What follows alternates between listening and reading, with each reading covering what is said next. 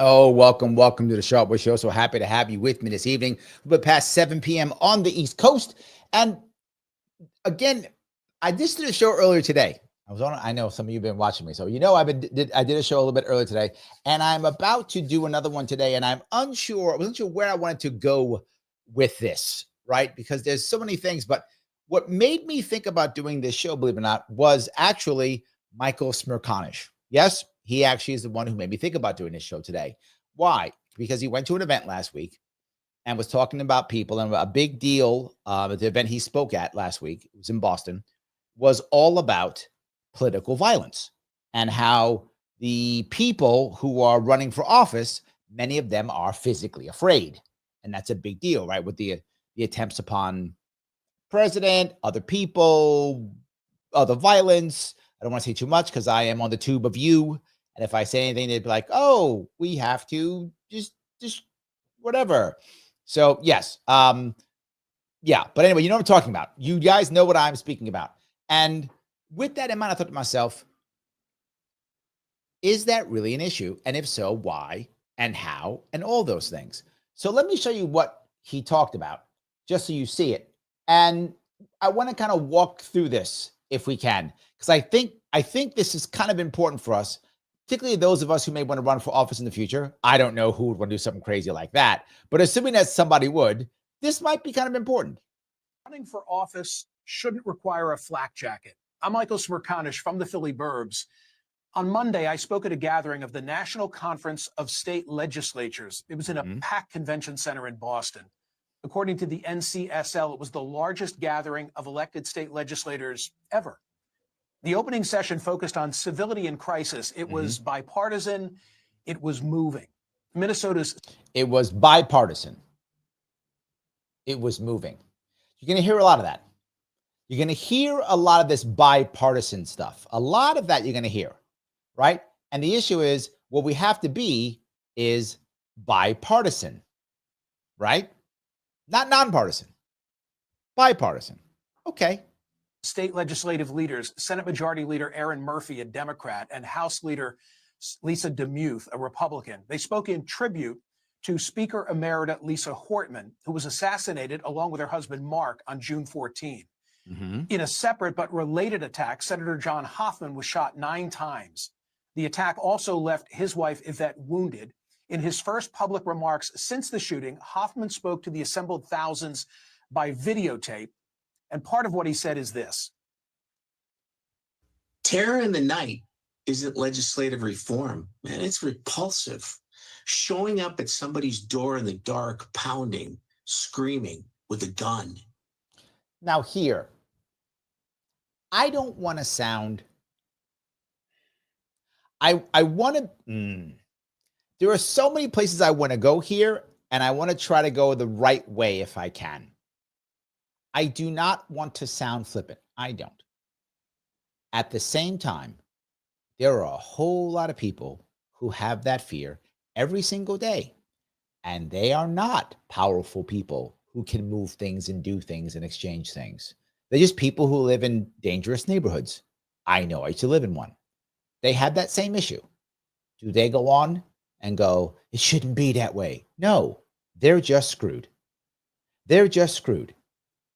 So again, not upset. I mean, I get it. The guy is in trouble and he's feeling, I get it. But what I don't like about this is they're somehow special. Now, don't get me wrong. Are they special in a certain way? Yes. In a certain way they are, right? They are leaders and representatives and all the things. True. Yes. But if you're scared about this, what can you do? What did he first say? He's with a gun. So gun control is the answer? The thing that hasn't been working forever? That's the answer? You keep going. Impersonating law enforcement is not a strategy for positive change. It's intimidation. It's violence. And it has no place in a healthy democracy. Except this is not a healthy democracy, and that's the whole goddamn point. And this is what none of them would accept. What none of them at this entire event would accept is how much of this is their fault. Larry, are you victim blaming? For them, yes, because they're leaders. For the average person who's sitting in a bad neighborhood, who's raised that way, who's stuck in that spot, no, that's where you were born. You don't have a choice on that. You didn't choose to be born. That's where you are. Okay, I got it. That sucks. These guys, I have an idea, Mr. Hoffman. Stop sucking and make some actual change in your goddamn world. Stop just taking all the power that you have, acting like you're privileged, doing nothing to help anybody, watching our entire country go to shit and go, how dare they make us, we're supposed to be privileged. No, you can actually do something. The person in the bad neighborhood, they have almost no power. They have to somehow try to work their way out of this. They have to work their way out of this. You don't. You don't. You're privileged. And the reason why you're so upset, there's no place for violence, is because you're privileged. And the reason when they're in the room is like, yes, oh, so strong and brave, is because they're all privileged. I'm sitting here going, yeah, and? Yeah, and? And some of you will know, this is what actually happened to me when I ran in 2018. We had a couple of death threats, not many, but a couple. Most of them we thought were BS, people just mad and whatever. Happened a couple of times. 2022, I didn't have any because I wasn't doing anything. Nobody cared. I got my ass kicked in 2022.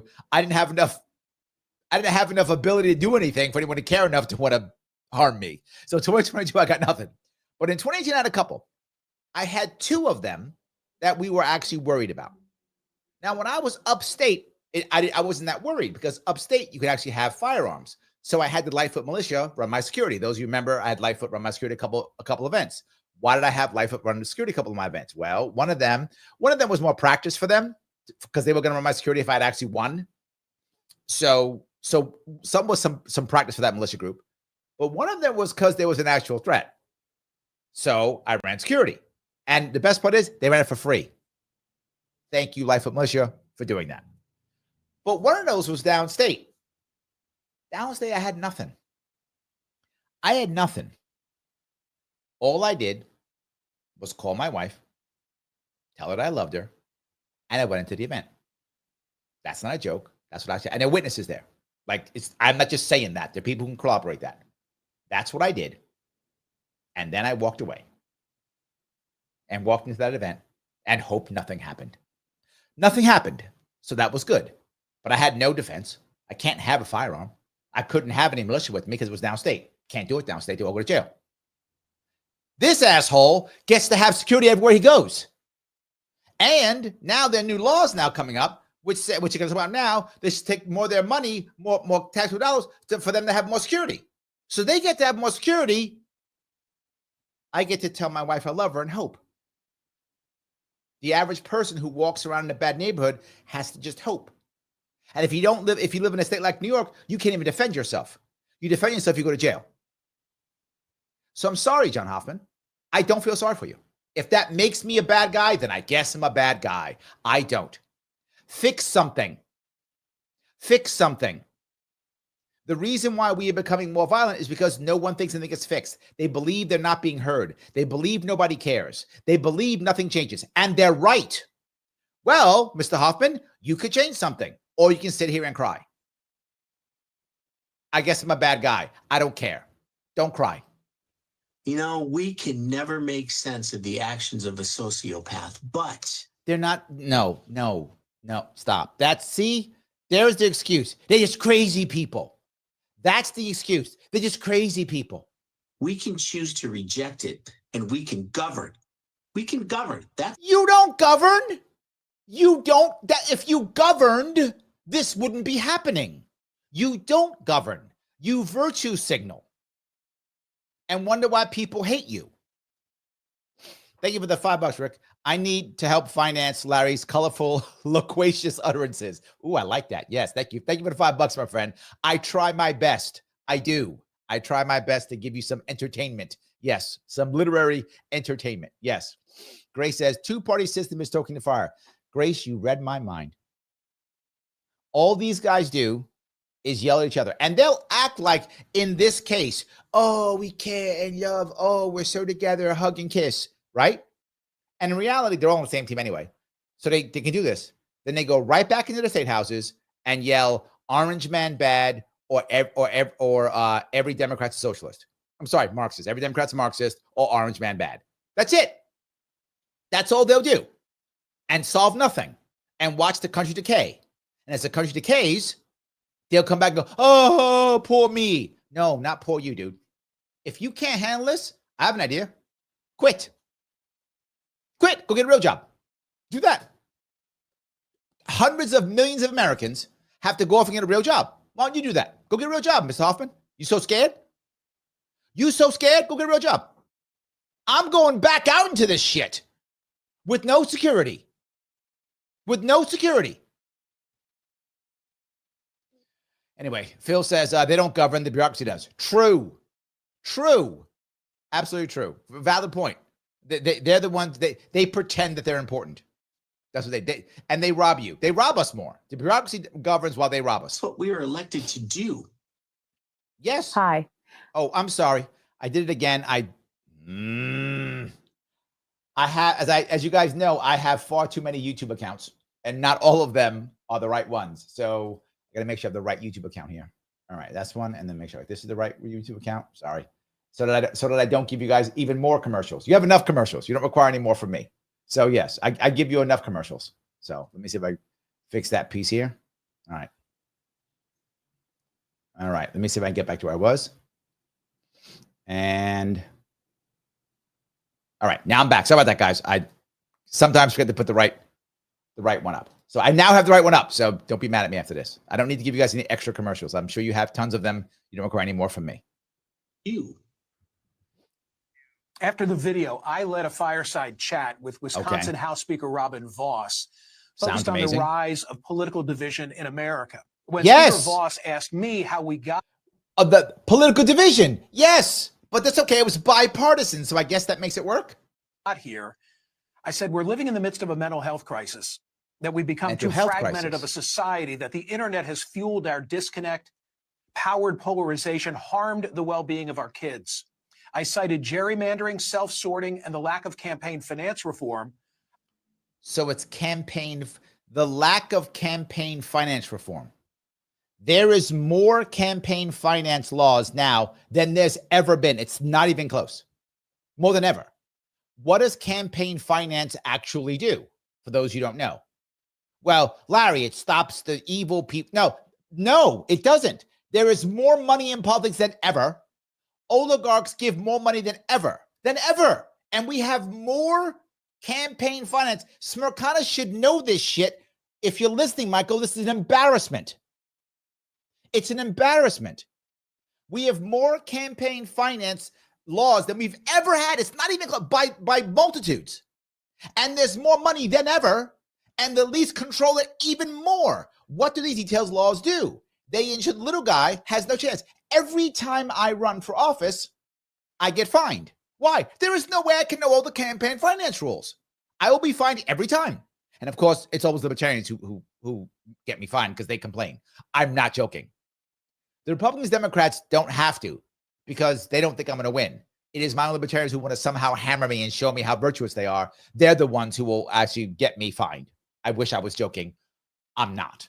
My fellow libertarians get me fined. So I get fined all the time. Why? There's no way I could possibly know all this stuff. I'd have to pay a law firm thousands of dollars to do this. Well, Democrats, Republicans have this on staff. They're fine. That's bullshit. Utter bullshit. Right? And why are we constantly going back and forth this way? Because you won't let a third party in. You won't let people be heard. Both parties say, do as I say, or we're out. And they can't be heard. And when people can't be heard, what do? They resort to violence. That's what they do all the time, constantly, again and again. Vivek is in the house. He says, by becoming a multi-party system, so people feel represented and feel there's an opportunity for positive change. Yes. It's getting worse because of the two-party system. That's true. That's the issue. Mike says, where does political violence come from? Racial divisions. Not as much. That's a little bit of it, but that's not a large chunk. Income inequality. Yes. Religious differences. A little bit, but not much. You will find some racial stuff, some religious stuff. It isn't, those two aren't the big ones. Income inequality is a big deal. He goes, all certain ideologies using all the above as leverage of power. We must see to the core to fix it. Yes, it is far more people feeling like they can't move up. And this is the issue. I should have used Fareed the same stupidity. Fareed another thing on stupidity also. Another privilege thing. I should pull his up too. These people this weekend just pissed me off with their stupid privilege bullshit. And I sound like I'm a Democrat and I'm about privilege, but it's true. That's the problem. These guys are all leftists. So they're all leftists. That's true. They're all Democrats. They're established Democrats, right? They're not leftists. That's unfair. They are established Democrats. And they are established Democrats. They're all elitists. So of course they feel this way. For Fareed was talking about the median income of Americans is going up and better than Europe. And so you feeling like nothing's going well, you feeling like you can't pay your rent. That's just feelings. That's just stupid. You just feeling, as Fareed tells you. As Fareed makes millions of dollars every year. Both of these guys make millions of dollars every year. They're not worried about paying their rent. They're not worried about buying a new car. They're not worried about traveling. They're not worried about going on vacation. They don't worry about that shit. Healthcare. That's not a problem for them. They don't care. They don't care if you have Medicare for all of it. They don't care. Doesn't matter to them. They're going to pay their private doctors, fly where they want to fly. All of them make millions of dollars every single year. They're going to be just fine. But they can sit here and point their finger at you and say, Mike, see, you don't understand. The economy is good because the median income is good. So stop complaining. Rick, stop complaining. The median income is good. See, you're a fool. Don't worry about Vivek. Stop worrying about other parties. Just become bipartisan and everything will be okay. People look at their peer group. That's how I hear all the time. Well, you should be happy you were not living in China or something. I guess that's true, but it doesn't matter wherever you might think we'll be living. I don't judge myself. Neither should you or anyone else. No one does. We judge by our peer group.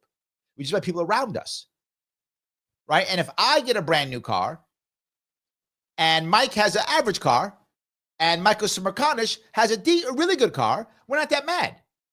But when Mike has an average beater, I can't afford a car at all, and Smerconish got 3 private jets, well, now I'm pissed off. I don't have a car at all. Not that mad at Mike. He got a beater car, so he got a car. Maybe he give me a ride. Okay. But Smerconish got 3 jets. Well, I'm pissed off. Now you might go, Larry, that's not fair. That's jealous. That's human.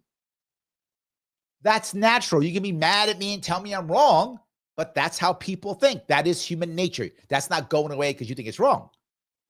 Income inequality is a big deal, which is why you hear me talk about it all the time. I want everyone rising. I want the people who are in trouble going up. And more importantly, believing that we can make a shift, meaning believing in our hearts that we can make a shift. I saw a data point somewhere, and I've forgotten the details. If someone could look this up. I think it was 1960, if I remember the stat right. In 1960, the average I'm going to say it. I could be off. If someone could find it, I would appreciate it. The average in 1960, an average 30-year-old male, 50% of 30-year-old males in America were married and owned a home. Now it's like 6%. Yeah. Like 6% now of 30-year-old males are married and own a home. That's why there's violence. Because not only that, but people like Smerconish are making gazillions and have 3 homes and have jets and fly around the world and do all that stuff. And you might go, Larry, that's not fair. It's how people think. And if you understand that, you should fix that. And you know who could work on that? That asshole we just heard before who was crying about how he got shot or got scared or whatever. You could have fixed it or tried to. You don't. You don't. Among other factors, and I said that we've normalized political violence. I said what we lack the most today is shared common experience. This is true. He's not wrong on that one. That would be nice. Yes. And when we finished, on stage walked Gabby Giffords, herself no stranger to political violence. In 2011, she was shot in the head while doing constituent outreach in Arizona. A gunman that day killed 6 people and wounded 12 others. Not lost on me was that this Boston event occurred 1 week to the day that a gunman in New York City walked into a prestigious Park Avenue office tower and killed 4 in cold blood. Yep. And 2 days after this Boston gathering. Well, that's impossible, though, because New York has strict gun laws. So obviously it didn't happen. That's obviously a lie somehow. That's a gun-free zone. So that's obviously a lie. 5 Army soldiers were injured at Fort Stewart in Georgia by an active duty sergeant. That we live in dangerous times, that's sad, not a surprise by now. Yep. But less obvious is the impact on the willingness of people to serve. Consider this quote: "Safety shouldn't be a deterrent for people who want to run for elective office." Gretchen Shirley said that to Barbara Rodriguez, a reporter for the 19th. That's an independent nonprofit newsroom. Shirley herself lost a congressional bid in 2018, then helped change federal policy to allow candidates to use campaign funds for childcare. And now she's advocating for campaign funds to be used for security measures. So she is concerned about the violence against people running for office. I get that. I do. I don't want people running for office. I've run for office. I don't want people getting hurt. I agree. So now you have to advocate for campaign finance, advocate to allow people to use the money for security. Why doesn't that already exist? This is the stupid campaign finance laws we already have. This is how bad so you can use the campaign money on horrible ads to destroy people, but you can't use it so you don't get shot. And you want more campaign finance rules. That's how bad this is. And she's worried. Well, wait a minute. If people are scared, then they won't run for office. Probably true. I mean, it's already happening already. But is anything changing? Does it even matter? That part isn't mentioned. This is the problem. He's like, everything's fine. It's not. This week, the Vote Mama Foundation, in which she's involved, released a report documenting the rise in federal candidate security spending. An FEC rule in 2024 opened the door for the reasonable costs of security for federal candidates. Think alarms and alarm lock systems and gates and personnel. But many states lag behind. North Dakota recently became just the 10th state to allow campaign funds to be spent on candidate safety. Why is that even a thing? I mean, why is it even a thing? Anyway, maybe I'm being stupid. Anyway. Michael says, Ich bin ein Berliner. Yes. Oh, Rick, look at you pulling us out. Ich bin ein Jelly Donut. Okay, where's that from? This is an odd one. It's actually from an Eddie Izzard skit. Gotta be what, 15, 20 years ago? I don't remember how long ago. Many years ago. Longer than that, maybe 30 years ago. However long it was. Yes. A Berliner isn't someone from Berlin. A Berliner at the time was a donut. That's true. So he was trying to say he was a Berliner, and he was actually saying he's a jelly donut. That's sadly true. But yes, that was kind of funny. So Ryan, for the $5, gun-free zones are a form of gun control. True. That's where their targets for gunmen, easy targets, sad but true. No, Ryan, get it correct. Gun control works every time. So there is no longer any guns in New York State anymore because we have the strictest gun laws, and there's no more gun violence anymore. That's done. With the minor exception of every single week and 6 yesterday, and then last week at that one NFL supposed spot. And then, of course, it's Boston. And yeah, with the exception of always, it works. That's all I'm saying. Okay? God, what's a program? Guys like you, understand? Let me keep going. Robert Pape is a political scientist at the University of Chicago. He's been studying political violence for 3 decades. Oh, so this guy has an answer. He's an academic who's been studying political violence. He'll have the answers. That would work. Joel says, can't they pass a law making murder illegal? They should just do that. Joel, why aren't you on CNN? You could solve this problem. You know what? No. See, here's the part you don't get, Joel. All right. Sometimes to make impact, you have to make something illegal, illegaler. If you have like double, triple illegalness on something, then there's a power of illegalness that comes out, and that aura will then stop people from doing things. They'll be like, I'm going to grab this firearm. Oh, no, it's triple illegal. And then it turns me off. It's almost like if you have like a drug what's that drug you take? Like if you take it and you can't drink, if you drink, you throw up, right? It's like that. You just get a bunch of illegalness, and then bad guys can't pick up guns anymore. You don't know any better, Joel. Again, you guys have figured it out. It's fine. I know these things. I hang out with elite people like this guy, and they tell me these things. That's how I know. So, in any case, let's keep going. Rick says Larry's saucy. Larry's going to get demonetized again. True. Yes, absolutely. Me in just a moment. But in June, he wrote for the New York Times. And Okay, that's going to work. That just within the last 5 years, we've seen 2 assassination attempts against President Trump. True. A brutal attack on then Speaker Nancy Pelosi's husband. True. An assassination plot against Supreme Court Justice Brett Kavanaugh. Yep. The January 6th assault on the Capitol. True. Riots after the murder of George Floyd. True. Potentially deadly arson against Pennsylvania Governor Josh Shapiro. Yep. Attacks on Tesla dealerships, and the killing of 2 Israeli embassy staffers in Washington, D.C. Yes, and yes. And the answer to that is literally nothing. No change. Nothing. The answer to that is go to this event and sing Kumbaya. And by the way, that's not a complete list. And all of those, every one of those is not just a random person being unhappy. Every one of those is people saying, God damn it, change something. Change something. And they won't. They'll instead go on their little videos and cry. According to PAPE, today's political violence is occurring across the political spectrum, and there's a corresponding rise in public support for it on both the right and the left.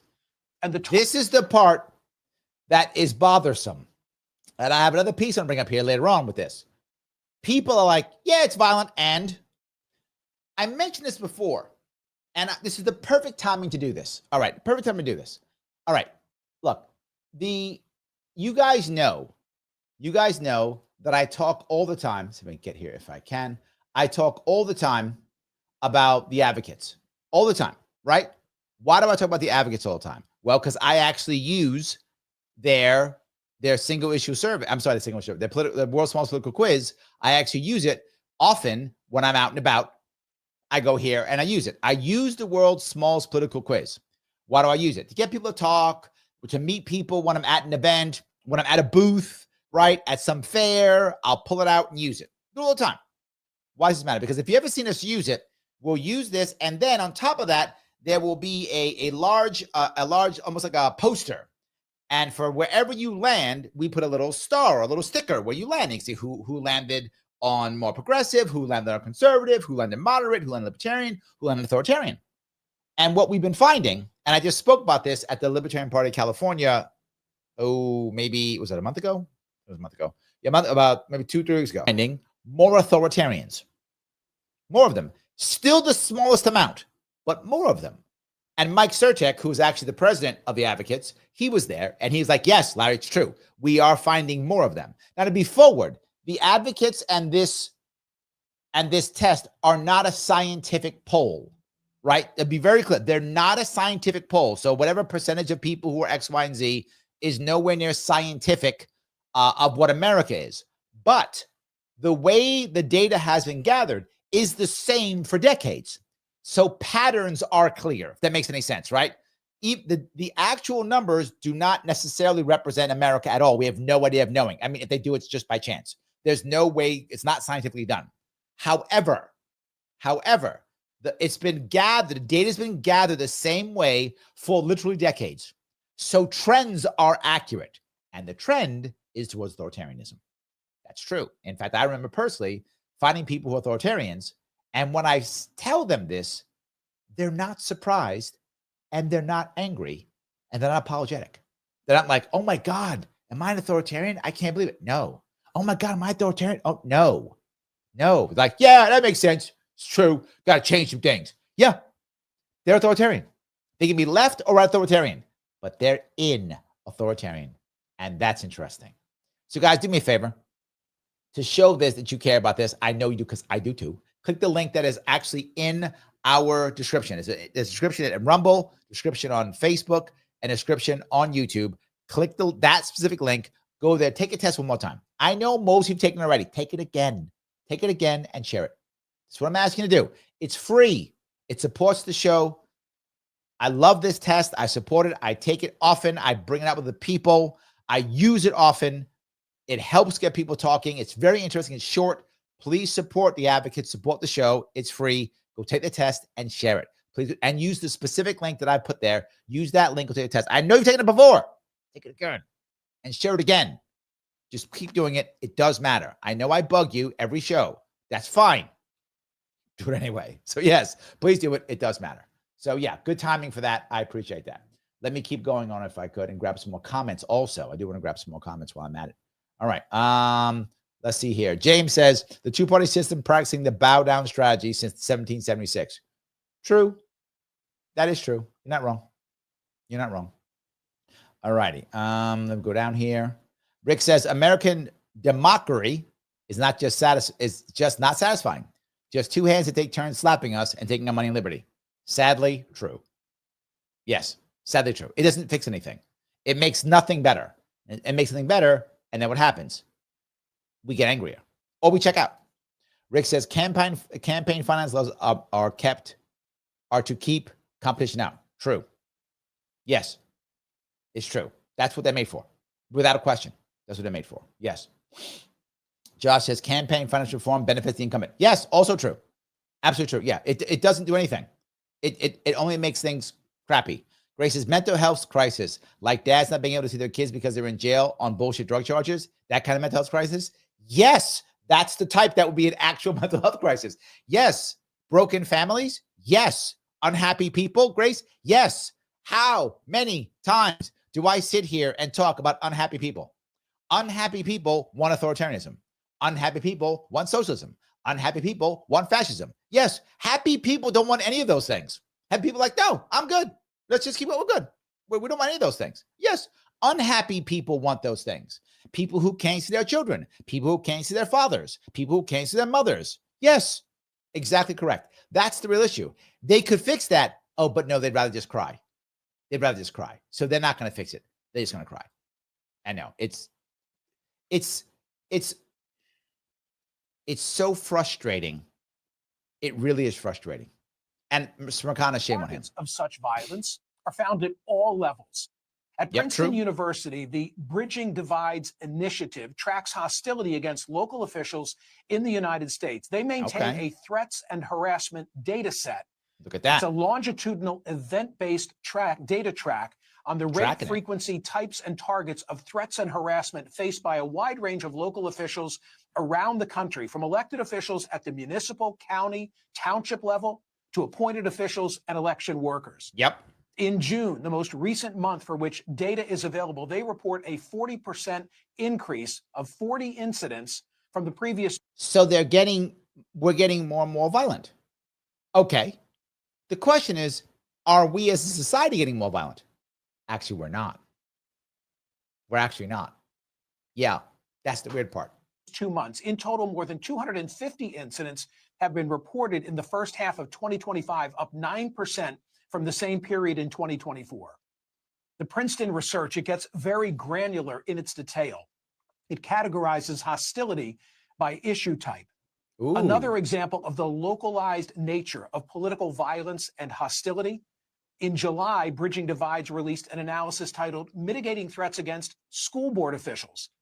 The report noted that nearly 80,000 individuals serve on school boards around the country, and that these frequently unpaid community members have seen an upsurge in hostility, often fueled by the national political environment.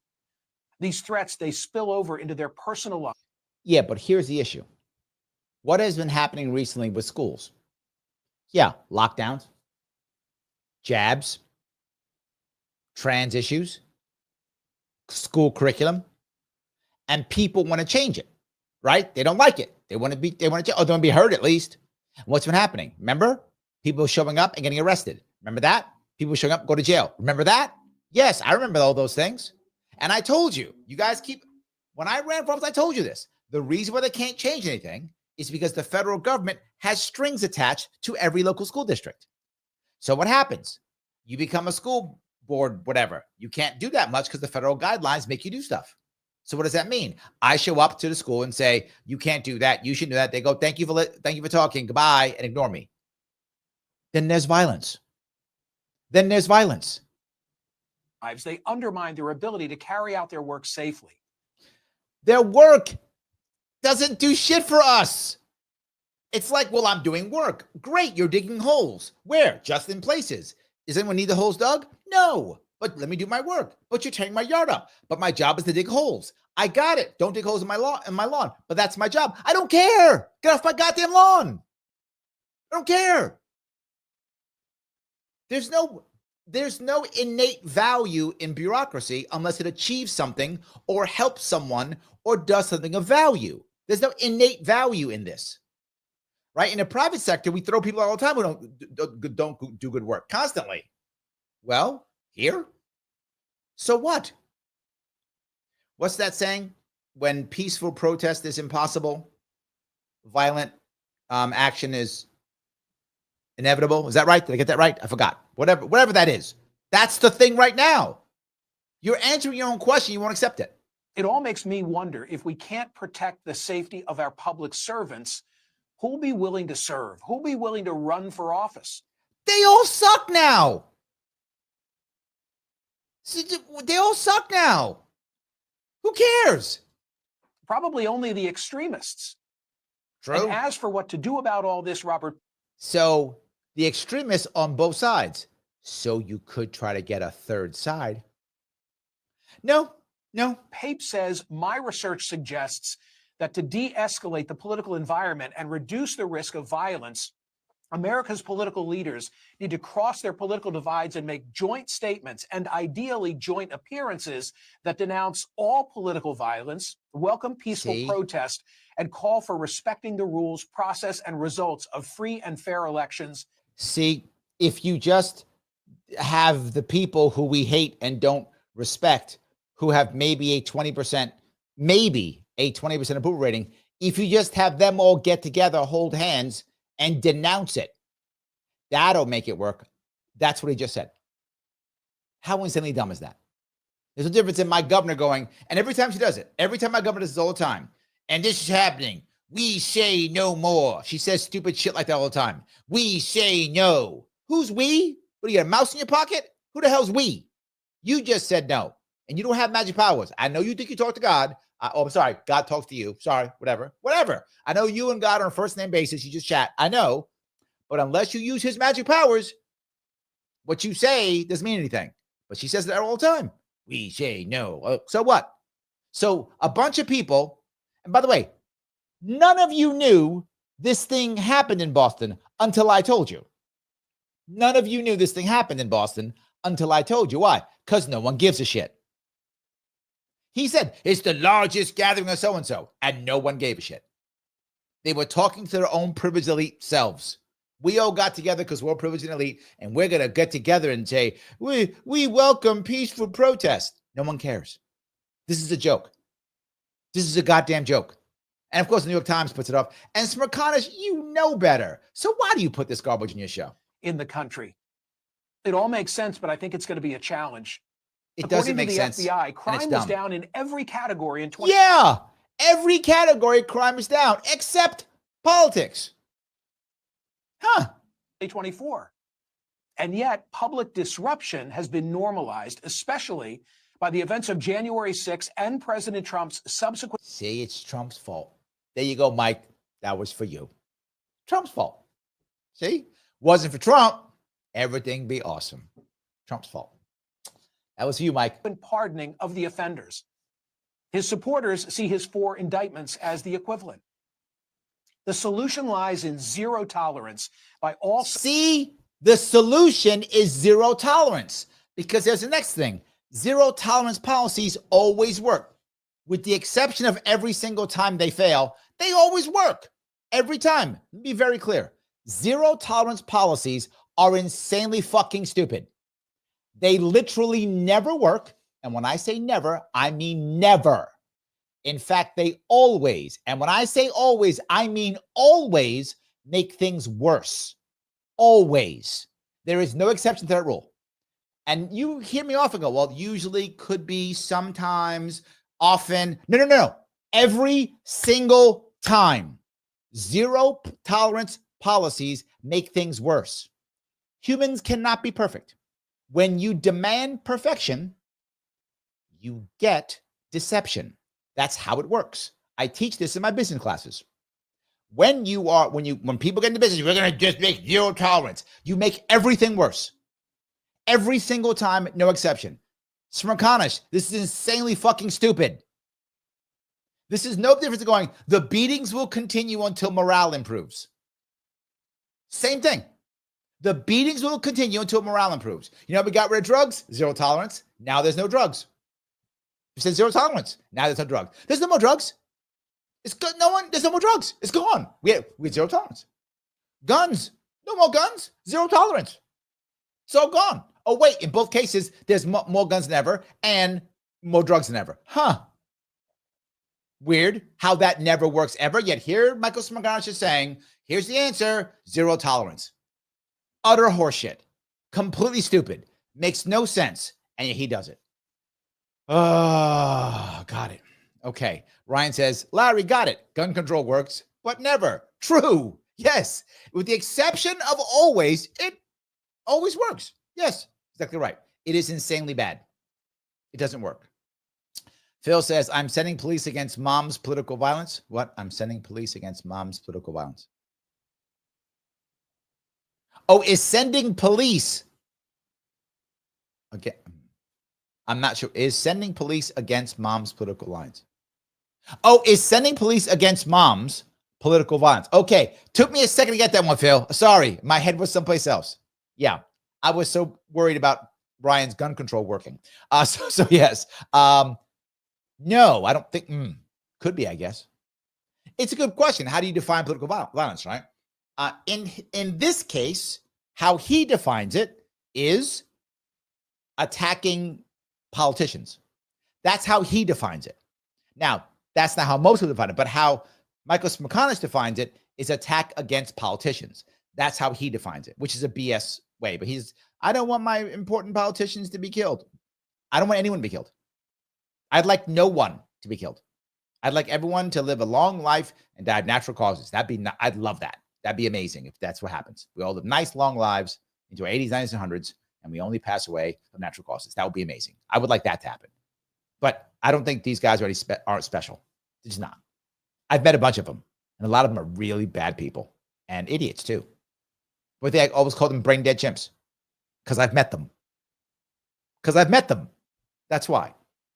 Thank you for that, Phil. I do appreciate that. Yes. Let me walk down a couple more of these here. So, let's see. Ryan says, "Laugh, you want to buy me a car? I won't stop you." Well, there we go. See, I gotta be super rich though. Then we'll be okay. Yes. All righty. Phil says, "Keep commenting. Our admins are awesome, but to keep those algorithms going, let's make sure that people other than the admins are in the top 3 of the crown points." Oh, thank you, my friend. I love that. Grace says, is this CNN, Larry? I can feel the pomposity and smugness throughout the airwaves. Yeah, it is. It is. But here's what I'm going to say. I've often used Smirkanish on the show. Why? For CNN, right? And I'm prefacing it, Grace. For CNN, Smirkanish is the least biased guy they have. That's just true. So again, for CNN, if I'm going to watch CNN, if you say, fine, I'm going to watch CNN, he's the guy to watch. He is the least biased of the guys on CNN. So that's why I watch him. And why I often watch Fareed is Fareed often is the most informed. Fareed has a lot of people who know what they're talking about. Fareed often is good. Generally speaking, Smirkanish is on Saturday, and that's domestic, generally speaking. And Fareed is on Sunday, and it's usually international, generally speaking. So, yeah, that's how it works, and they tend to be good at the information they get. But they're still establishment guys. So their answers are almost always like, here it is. We'll just make no kill people zones because that'll work. There we go. Dave says, make gun-free zones more gun-freer. Yes! See, Dave gets how this works. We'll just make the gun-free zones more gun-freer. Done. And then it'll all go away because we need zero tolerance because that'll work. Literally never makes things better, always makes things worse every single time, no matter what. No matter what. Yes. Mike says, hold on. Mike Voss is in the house. Remember Hillary Clinton calling for civility in 2016 before she lost? Then went psycho when she lost? Yes, because, okay, Mike, he's already expressed to you, it's Trump's fault. So, yeah, that's the reason why. Everything was fine until Trump. There was no violence at all. Mike, there was no violence. None until Trump came. Then it all went away. That's what happened. Trump did it all. All Trump's fault. Not their fault at all. Because Trump. That's what it is. All righty. Faithful Friend says, it's one more thing government can control, even though you would be paying for security and possibly saving the money. Yeah, it's true. Yeah, it's true. All right, let me grab through here if I can.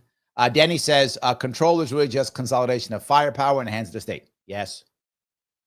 Yes. Oh, yes, and abuse. That's the one. Thank you. That's the drug I was thinking about, and abuse. You take and abuse. Yeah, I knew a bunch of guys who had drinking issues in the Marine Corps who were taking that stuff. I remember that, yes. And I remember one dude took it and drank with it, didn't care. Didn't care. Guy was hardcore. Guy had some issues. I remember he had a 4.0? He had a 4.0 blood alcohol content one time when they got him. Guy didn't die. Guy didn't die. It's like, damn, okay. Yeah. For those, you know, a 4.0 is like you on your way out. Like that's a problem. That's a real problem. And he didn't die. His body was like, alcohol, give me more. So that guy was, yeah, and drank with abuse. Didn't care. Drank anyway. On it, still drank. Got drunk. Taking abuse. Anyway, that's interesting Marine Corps story that I had. Did not care at all. Just kept going. And then here's the weirdest part is where I was in the Marine Corps, I was the SACO, and the SACO is the substance abuse control officer. That's what I was at, because I'm sober. So I'm the perfect guy to be that, right? I'm sober, so I can do that. So I was that. And so I would have to give like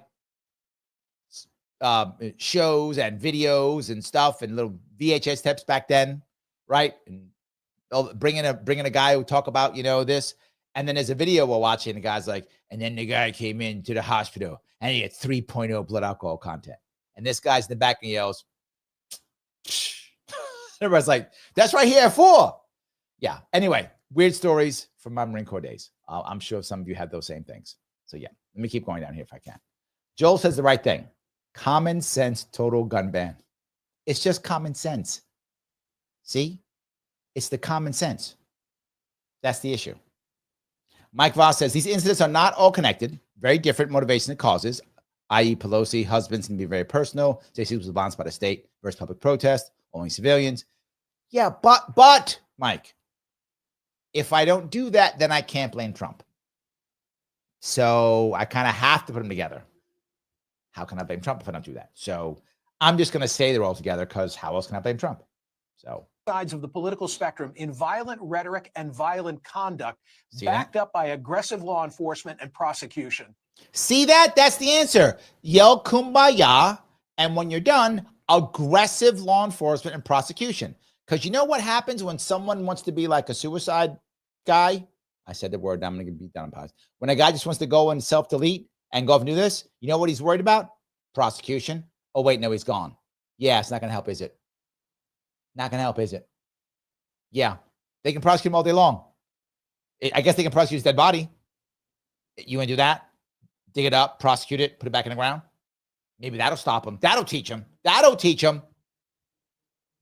That seems unlikely as long as Trump is president. See, because Trump. Michael, see? It's because Trump. If it wasn't for that Trump guy, there'd be no problems. If it wasn't for Trump, we could dig these guys up, prosecute them, their dead bodies, and then put them back in the ground. And then that would solve the problem, because then we'd prosecute the dead people. See, I got the answer, but Trump's going to stop me. Trump won't let me prosecute dead people. I'm not blaming him for everything. It's just a fact. The message from Boston was clear. Democracy should not be a contact sport, and public. But we don't have democracy. See, therein lies your entire problem, Mr. Smirkanish. We don't have democracy. We don't. Why? We're seeing it right now with gerrymandering. The vast majority of our districts are gerrymandered. No democracy. We don't have open primaries, even though we pay for primaries. No democracy. In many places, people run unopposed, as in mine. right? Mamdani, who is my assembly person, no one's run against him, and no one's running in that seat as a Republican in 12 years. That's not democracy. I have no say in my government at all. I don't have democracy. Why do I give a shit about these people? And not just that, we have no power. And this has been done again and again and again. They've done, you know, a bunch of studies on this. What we want, what we care about, they don't care. My vote doesn't matter. My vote hasn't mattered in decades. Let me repeat that. My vote hasn't mattered in decades. And I give a shit about your democracy? My vote hasn't mattered in decades. When I try to get on the ballot, they sue me off. When I try to change the laws, they ignore me. I can't do a ballot initiative in my state. I don't have democracy. What are you talking about? This is privileged people talking shit. It means nothing. Why do you think they're violent? Give people an actual voice and some actual power, and maybe don't be so violent. Just saying. Service shouldn't require Kevlar. If we want good people to step forward, we have to make sure that they can serve without fearing for their lives. I want to know what you think. Go to my website, it's merconish.com. Answer today's poll question. Is the risk of violence a sufficient reason to not run for office? I don't care. Joining me now is University of Chicago I don't Professor care Robert Pape. He's also this guy's going to help us of the Chicago Project on Security and Threats. Professor, nice. See, this professor from University of Chicago, he's going to have the answer. He knows what's up. Okay, help us out. I'm glad they got this guy. We are so set. All right, here we go. Nice to have you back. You heard my explanation as to how we got here. Yeah. A witch's brew of a mental health crisis, fragmentation of society, Trump. Polarized media, gerrymandering, self-sorting, lack of campaign finance reform. Okay, all that was wrong except for gerrymandering. And you could change gerrymandering, but they won't. What am I missing? Go ahead, tell me. You're missing the deeper social changes that are happening in our country, Mike. Okay, maybe we're going to go some of this and deeper social changes. Okay, hook me up. That are adding the real fuel to the fire. Okay, got We're it. going through in our country 2 historic changes at the same time. Tell For me. the last 20 years, we've been going through a major demographic shift. Okay, where young we're people, old shifting people? from a white majority democracy to a white minority, more racially balanced. There we go. It's racism. Done. Trump and racism. Okay. Well, that solved the problem, I guess, right? There we go. Phil liked it. Phil liked the racist man. So he said, I'm going to become a member. He liked this. He thinks this guy's good. I get you, Phil. This guy's good. He got it. He says people lost social media accounts if they question the election. I remember that. 6 January was inevitable because censorship confirmed the existence of a conspiracy. True. Social media and the government being involved in that made sure no one trusts social media or the government. Yes. When you don't trust your government, you don't have democracy. Of course you become violent. Of course you do. When you have nothing else to do, you become violent. Of course. That's what happens. But this is okay. He's got racism. We had to have ism. Again, Mike, that was for you. Enjoy. I know you would enjoy that one. That's for you. Population. Okay, so Trump, racism, and what's the other one? We're also shifting to a high degree of economic inequality at the same time. Okay, that one's true. We Okay, have shifted that's true. huge portions of our national wealth from the bottom 90% of the country to the top 1%. We Rich live, people. most of us, in a negative sum society. Okay, that part's true. I've been complaining about wealth inequality forever. He got one right. So, of course, racism. And then wealth inequality. Okay. Put those 2 big social changes together. This is a recipe for political violence. It's a recipe for fragile politics, polarization. All those issues you talked about are made fantastically worse by these social changes. And this is why we've got to take this very seriously. All right. Patty says mental health services are being cut right now. My son-in-law is out of his counselor job. He loved at the end of the month due to cuts. They will only take clients in crisis starting September. Yes, but I want to be clear, Patty. I want to be clear about this. And this is why I don't jump on the mental health piece as much for this. You know I care about mental health. I do. We have to fix it. But for this, I don't put as much because people who've been around people who have mental health issues The vast majority of people who are suffering with any kind of mental health issue are not violent against others. They are very often self-destructive. That's true. So there are some people who are going to harm themselves over this, which is terrible, obviously. But most of these people, the vast majority, are not going to harm others. Most of them are going to harm themselves or no one. Not all people who are going through mental health issues are violent at all. But if they are violent, they're much more likely to be violent against themselves versus others. So you're right. It's a problem. I just don't think this is political violence. I don't think that's the big. I don't think everyone who went to whatever J6 had mental health issues. I just don't buy that. I don't think every person who does bad things has mental. I think some of them, they may crack, right? But I don't think necessarily a counselor have helped mend these people. Some, yes, but not all. So yeah. In this case, for the last 5 years, the violence, the political violence is getting worse as normal crime is coming down. True. These social changes will be with us for years. Also true. That's why it's crucial that we take steps now to do more to push back on the growing political violence. Oh, so we got to push back. See, he's got the answer. See, racism and income inequality, right? So he said those are the two: racism, income inequality. That's the issue. So since that's the core, the smart man said this, right? Egghead said this. Got it. All right. Other guy says it's campaign finance reform, whatever that. Okay, whatever, but fine. Okay. So with those three things, how do we solve it? Those are your three core things they told me. Okay, I'm with you. In our country. We're going to do. I quoted from your essay from June in the Times where you spoke to solutions. Amplify on what you wrote. What can we do about this? What do we do? Now, Michael Spana says, just the beatings will continue until morale improves, make things illegaler, and when people off themselves after they're fighting, pull their dead bodies out of the ground, prosecute their dead bodies, and then put them back in the ground. That's Michael Smaganish's plan. Let's see if this guy's got a better one. Alarmed. The people in Boston were alarmed. I think the nation is alarmed. So the people in Boston are taking a page right out of the op-ed I wrote in the New York Times. I called for leaders from both parties to come together. But we need this to be... See, they did what he said. Leaders came together to do kumbaya, because that right away, when that happens, the second that happens, that stops mental health. Oh, no, it doesn't. That's fine, because that does campaign finance. Oh, no, it doesn't. That's fine, because it ends racism. Oh, no, it doesn't. It's fine, because then that will still take care of wealth inequality. Oh, wait, no, it doesn't. Huh. The four things you told me that were important that Mrs. McConish and the egghead guy said, that kumbaya didn't affect any of those four. That's weird. It's weird. Could it be you're all full of shit? It could be. Ryan said, racism. Why not think of that? Okay, Ryan, it's always an ism. I mean, it just is. It's always an ism or a phobe. It's always one of those two. It is. A phobia, sorry. It's an ism or phobia. It always is. So, I mean, that one's kind of on you, Ryan. I mean, you should have thought it's going to be one of them, right? It's always one of them. It's an ism or phobia every time. So, yeah. Got that down. Become more of a national event, not simply an event that you're reporting on very usefully. It was a national event. Literally. They came from all over the country. He said so.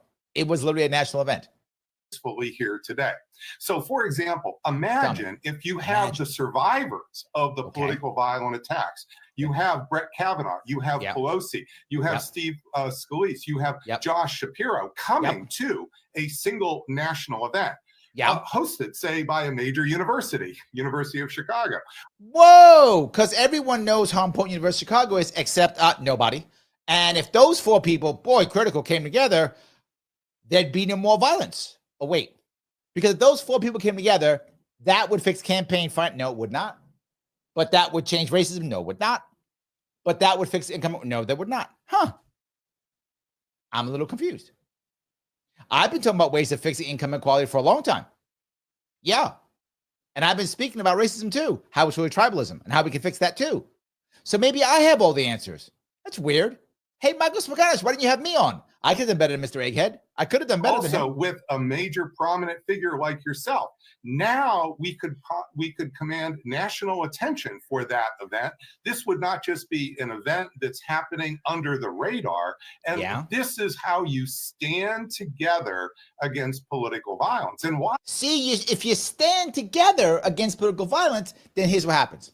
Some guy or gal is in their basement, in their home, losing everything, feeling like the world's ending, feeling like they can't get anything done, feeling like they have no future, which is very common. People feel they have no future, no chance. As I said, 6% of people of 30-year-olds, males, actually own, of something like that, under 10%, own homes and are married.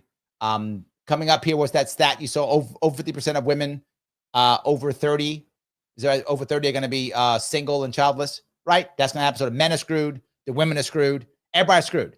And when they're all screwed, feel like the world's ending, when AI is taking all the jobs, when all that's happening, they're going to go, you know what? I was going to do violence, but I saw these people all came together and stood against violence. So I don't care that I have no future, no girlfriend, boyfriend, no spouse, no job, no chance of happiness at all.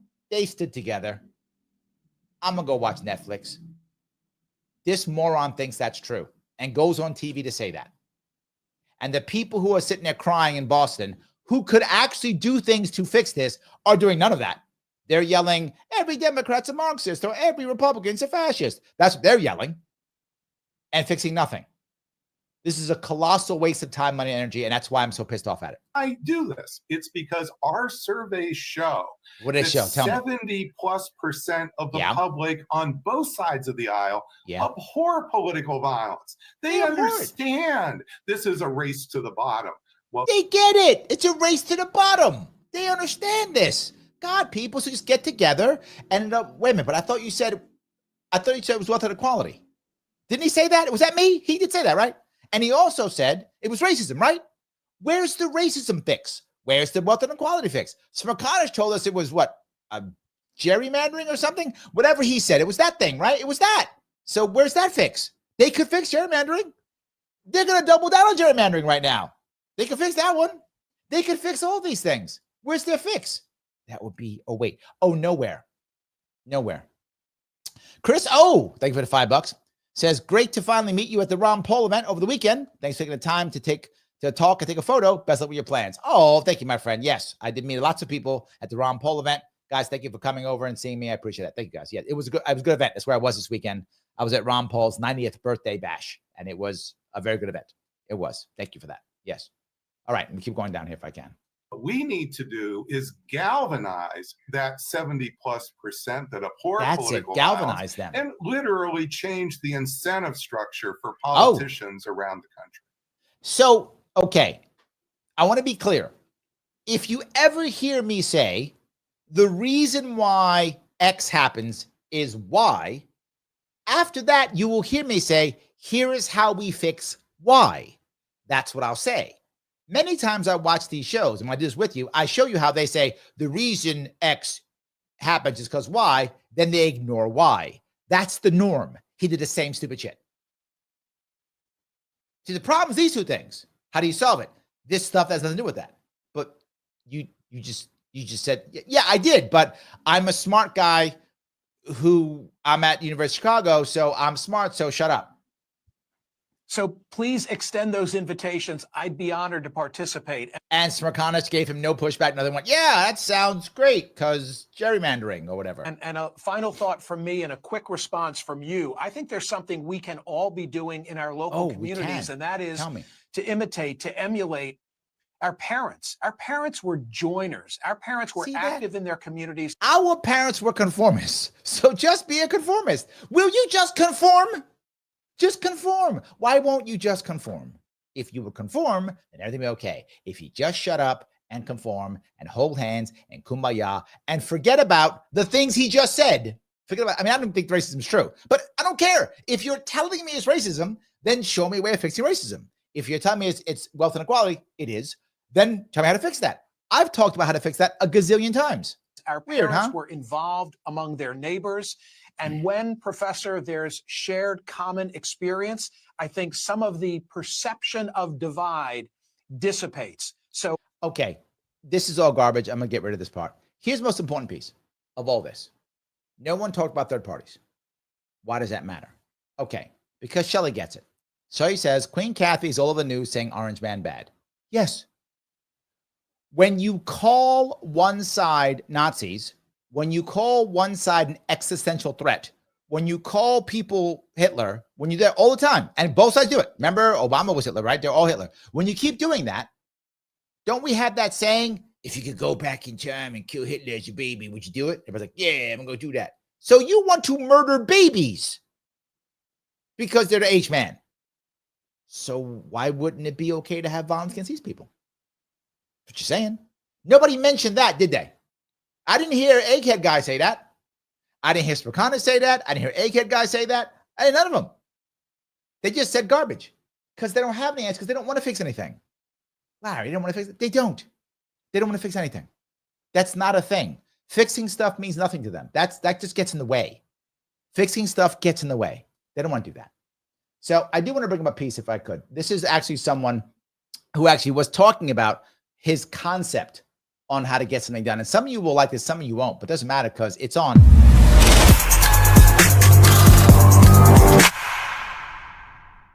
Civil. Yes, it is. It's on Civil. And actually, this is a piece. I'm going to show you a piece from, this is from Matt Kibbe. He does his show, Kibbe on Liberty. And this is from a couple years back. This asks if the U.S. is in a cold civil war. This is 4 years ago. 4 years ago, he was talking about this issue of us wanting to fight each other. It's a big deal. And look at this cool intro. They're drinking coffee, which is yeah. Giddy up, Congressman. Good to see you. It's been a while. Good to see you. Yeah, no, I see you on in social media. It seems like a little bit more than personally. We got to. Now, why do I bring up this one? Because Chip Roy was also at Ron Paul's birthday bash last weekend. So yes, so I'm a bit biased. He was on there last week. Guys, this is the kind of stuff you'll see on Civil. Now, this is 4 years ago.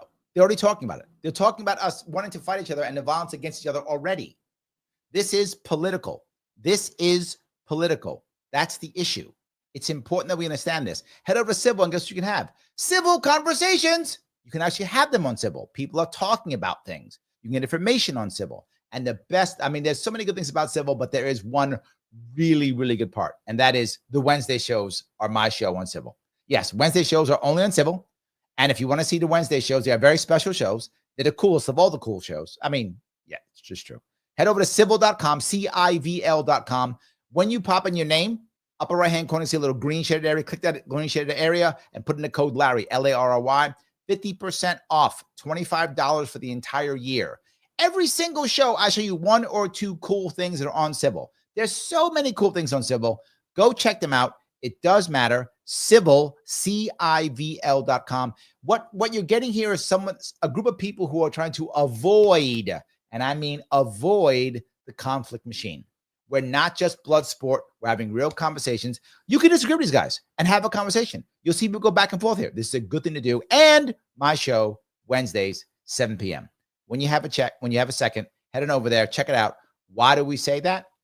Because Civil is upgrading civilization. I know that sounds cool. Because it is. There we go.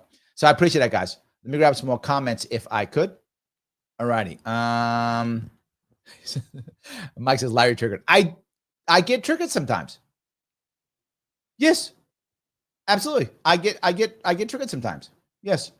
Ryan says, Larry, when I was in the Corps, I had a 3.4 riding from 29 Palms, Las Vegas on a 96. Oh, yes. No memory of how I got to Vegas.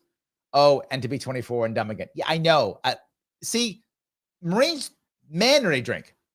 I mean, man, 3.4. Yeah. My buddy had 4.0. Yes. Crazy. And still functioning, like up and walking around with a 4.0.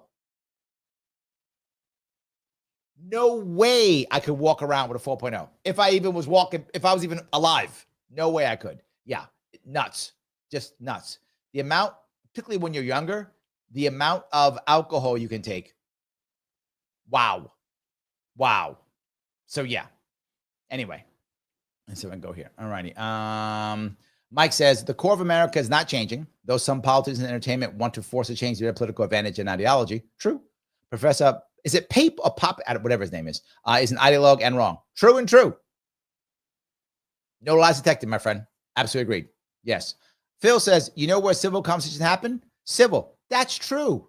Phil's right. Thank you for the dollar, Phil. That's where they happen. CIVL.com. You can go check it out. A lot of cool conversations happen over there. That is true. Yes, that is true. All righty. Let's see if I can go here. Yeah, and then my BLA also says the Sharpe civilians are the cool kids. Also true. Both of those things are accurate. Yes, also true. So, yeah. All right. I want to get past that piece of it. I do want to grab one more piece here if I can. If I get this to be the right side here. Hold on. I think I have a commercial I got to get past, and then I will pop up. Sadly, I had to watch this on CNN because I can't get this clip on YouTube. So there's actually a commercial I got to get past before. It's one of those unskippable ones. I know it's a pain, but we're gonna do it right now. All righty. Let me share this. All right. It's a Range Rover commercial. I'm going to pop off right now. But first, here's my take. As a horrified world watches the upending of an economic order that has brought it stability and prosperity for decades, the question I hear in country after country is the same. Why is the United States, the country that has prospered so mightily under the system, tearing it down? When I explain that many Americans, including the president, believe that America has been the victim of this free trade system, the response is bewilderment. How can you not see what is blindingly obvious? One senior foreign official said to me. See, you people are stupid. How can you not see? I know that you can't find a girlfriend or boyfriend that you want. I know that you can't, go on vacation like you want to. I know you can't find someone you want to have children with or who's willing to have children with you, either one. I know that you can't find a good job that you feel fulfilled at. I know you can't make enough money. I know you can't buy a house. I'm aware of that. But why are you so stupid? No, get how good you have it. That's what he just said. That's what he just said. Me, that you are the big winner. You're the winner. Donald Trump and the MAGA movement have shaped this narrative with great success. See, even those who oppose Trump's Trump fault. tend to concede that while the richest Americans and the biggest companies have succeeded in recent decades, this is true. Most Americans have seen income stagnate, jobs get shipped overseas, and standards of living decline. Yes. None of this tells the right story. See, massive you guys changes are in all public wrong. policy None of that are that's true. That's not true. I know you all think that's true because you guys are nuts. Everything he just said, that's Trump making a narrative. Why'd you fall for the narrative, Mike? You fell for the narrative. You guys fell for the okie doke. That's you. Come on, Free. Tell me what's true. Transforming the world are being made based on a series of assumptions that are anecdotes, exaggerations, and lies. They're lies. The basic number to keep in mind is median income. Oh, that's average income is less revealing because Elon Musk's, Bill Gates's, and Jeff Bezos's incomes raise that average. Median income is the income of the American in the middle of the income distribution. That's the piece half the country makes more, half makes less. Who's that guy? The OECD's measure of median disposable household income in America was higher than all but one advanced industrial economy. See that? Higher than all of them. Stop complaining, you whiners. Clearly, that means that you're doing good. Don't think about cost of living. Don't think about that. Don't think about compared to other people. Don't do that. Just look. You're better than whatever, Switzerland. So I know you can't find what you want. I know you're struggling. But clearly you're just crazy. For just showed you. Let's look at a chart. Look at a chart. I think you got problems. Can you not see the chart? Chart right there tells you. You're doing fine.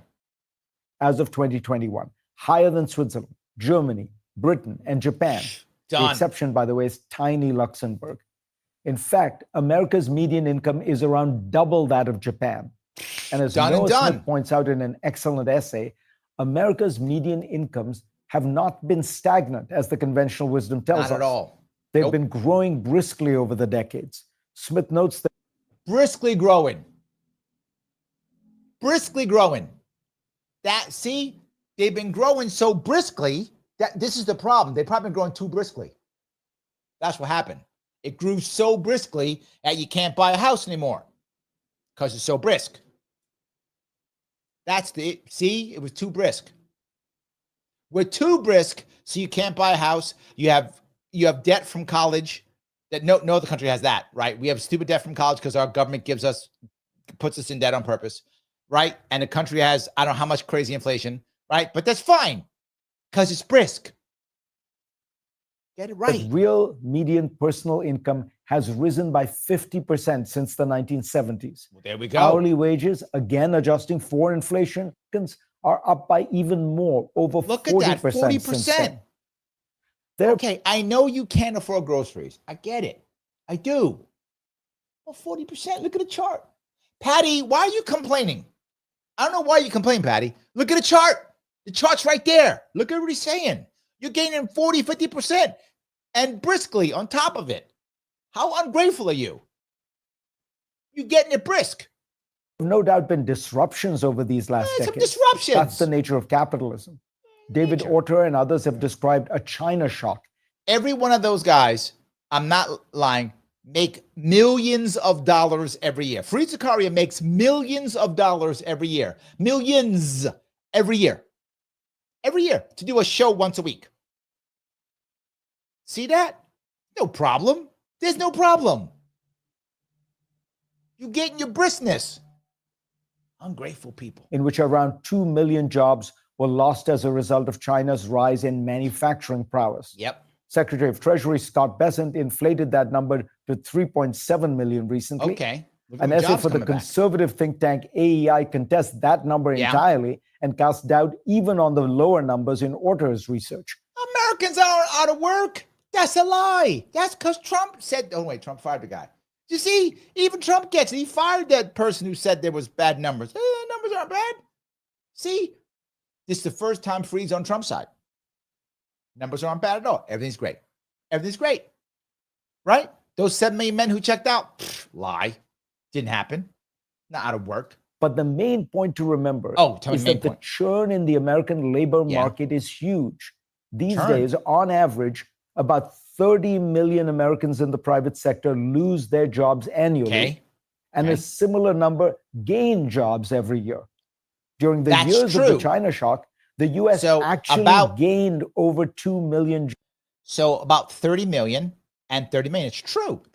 He's not wrong. But you have to gain hundreds of thousands every single month to keep up. He didn't say that part.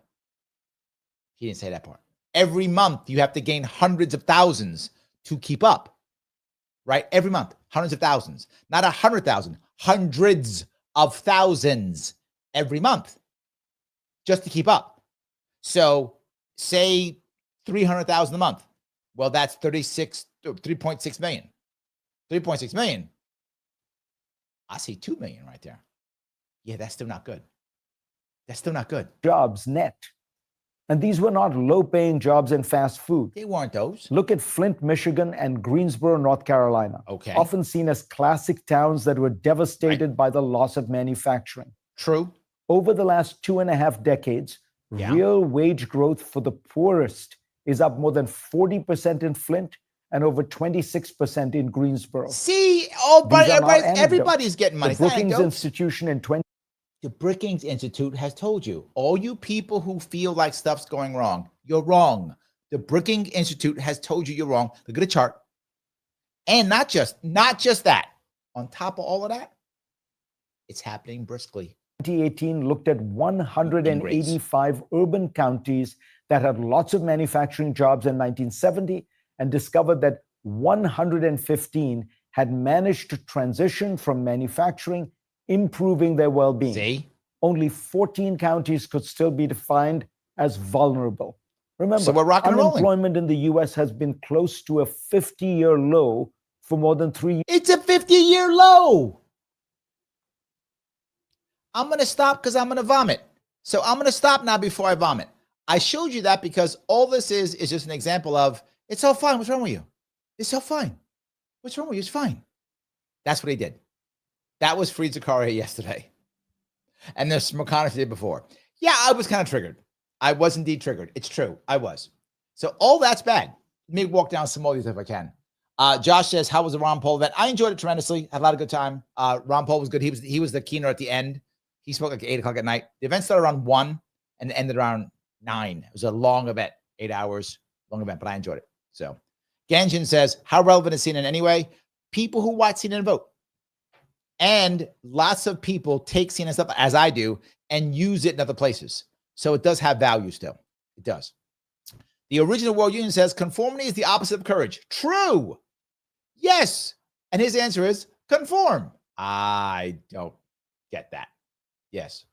I don't get that at all. Yes. David says, regardless of your opinion, everyone outside the U.S. sees the U.S. as acting on behalf of Christianity. Just a fact of international dynamics.